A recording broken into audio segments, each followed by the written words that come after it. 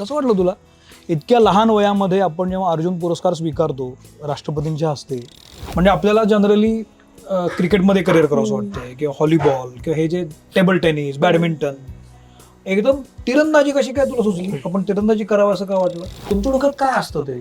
तुम्ही काय विचार करत असता?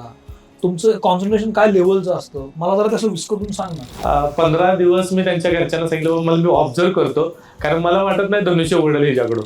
मी माझं म्हणजे मनात हेच चालू असं, आता ह्यांनी बोलवलं आता इथं जायचं, बरं ठीक आहे आलो आता आपलं म्हणजे मी कन्फ्युजन मध्येच असते आणि असं म्हणू नको. वर्ल्ड चॅम्पियन एका वर्ल्ड चॅम्पियनचं रुटीन काय असायचं? तुम्ही काय सांगितलं होतं? आणि मग ते जेव्हा 10 गेले आणि मी वर्ल्ड चॅम्पियन झाले तेव्हा माझ्या श्वासात श्वास आला म्हणजे, आणि खूप छान वाटलं तेव्हा मला. सगळे चिअर करत होते.